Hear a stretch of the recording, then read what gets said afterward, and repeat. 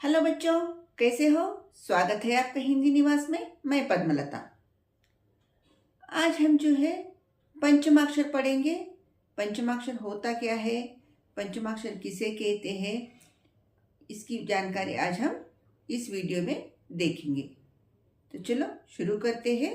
पंचमाक्षर होता क्या है। तो बच्चों, आप सभी लोगों को मालूम है वर्णमाला जो है स्वर और व्यंजन और संयुक्त व्यंजन से बनता है। तो स्वर जो है सभी को मालूम है, अ से लेकर अह तक के जितने भी वर्ण होते हैं उसे हम कहते हैं स्वर। और व्यंजन जो होता है, क से लेकर ह तक के जो भी वर्ण होते हैं उसे हम कहते हैं व्यंजन। और संयुक्त व्यंजन जो होता है, क्ष, त्र, ज्ञ और स्र, इसे हम कहते हैं संयुक्त व्यंजन। तो स्वर जो है हमेशा स्वतंत्र रूप से प्रयुक्त होते हैं, उन्हें किसी की जरूरत नहीं होती। लेकिन व्यंजन जो होता है, हर एक व्यंजन में जो है स्वर होता है, बिना स्वर के व्यंजन नहीं होता। तो जब हम स्वर की मात्राएं लिखते हैं तो हम अ की कोई मात्रा नहीं लगाते। बाकी आ से लेके अह तक के हम मात्राएं लिखते हैं, लेकिन अ की कोई मात्रा नहीं होती, क्योंकि अ जो स्वर होता है वह हर एक व्यंजन में मिला हुआ होता है। अगर हम क के इस व्यंजन के नीचे इस तरह हलंत देते हैं, इसे हम हलंत कहते हैं, तो इस तरह हलंत देते हैं तो हमें ये समझना चाहिए कि यह व्यंजन जो है स्वर रहित व्यंजन है, यानी इसमें कोई अ स्वर मिला हुआ नहीं है। कोई भी स्वर अगर व्यंजन में नहीं मिलता है तो उस व्यंजन को हम इस तरह नीचे हलंत देते हैं। अगर इस तरह कोई भी व्यंजन लिखा होता है तो हमें ये समझ लेना चाहिए कि इसमें जो है स्वर मिला हुआ है, ये स्वर सहित व्यंजन है और ये जो है स्वर रहित व्यंजन है। समझ आया?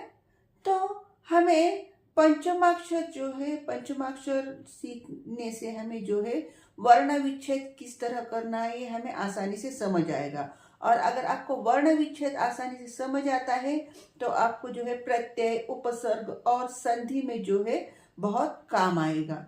तो यह टॉपिक जो है एक से एक जुड़ा हुआ टॉपिक है, इसीलिए पहले हम आज पंचमाक्षर सीखते हैं, फिर उसके बाद वर्ण विच्छेद, फिर प्रत्यय, उपसर्ग और संधि सीखेंगे।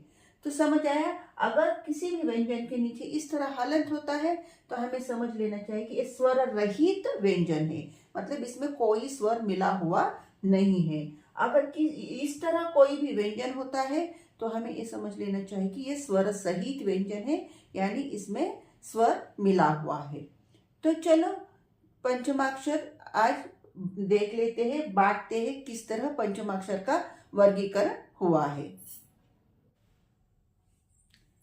तो बच्चों, ये जो व्यंजन मैंने यहाँ पे लिखे हैं क से लेके म तक, ये 25 जो वर्ण हैं, तो इन वर्णों को जो है हम स्पर्श व्यंजन कहते हैं। तो स्पर्श व्यंजन का मतलब क्या होता है मालूम है?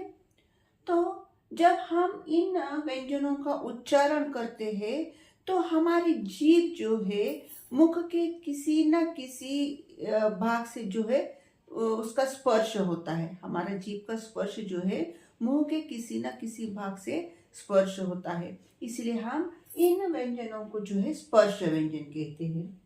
और जब इस पंचमाक्षर को जो है हम और एक नाम से जानते हैं वर्ण वर्गीकरण, क्योंकि इन वर्णों को जो है हमने बांटा है इस तरह। अगर हम दाएं से बाईं ओर देखते हैं तो 5 वर्ण होते हैं, अगर हम ऊपर से नीचे देखते हैं तो भी 5 वर्ण होते हैं। मतलब इसका वर्गीकरण जो है हम दाएं से बाईं ओर भी कर सकते हैं और ऊपर से नीचे भी कर सकते हैं। तो ये जो क, ख, ग, घ, अं है, इसे हमने नाम दिया है ख वर्ग। और ये च, छ, ज, झ, इन, इसे नाम दिया च वर्ग। और इसे जो है हम ट वर्ग कहते हैं।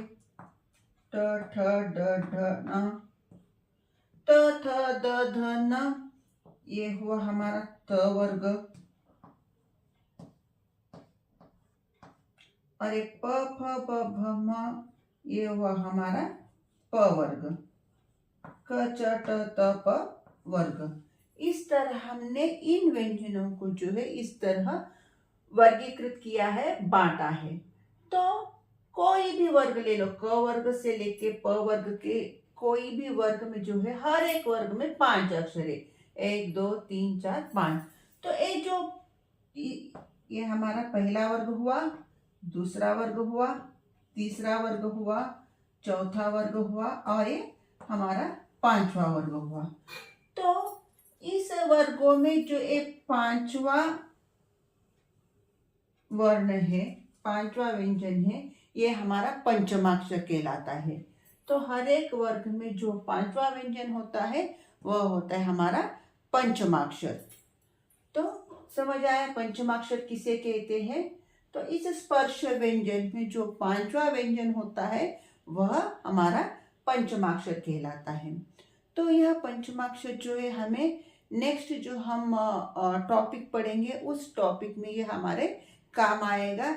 जो अनुस्वार वाले जो शब्द होते हैं, उस अनुस्वार वाले शब्दों का जब हम विच्छेद करते हैं तब हमें जो है पंचमाक्षर वहाँ जोड़ना चाहिए या अनुस्वार ही लगाना चाहिए, ये हम उस टॉपिक में सीखते हैं। तो पंचमाक्षर में क वर्ग में कौन कौन से व्यंजन हुए?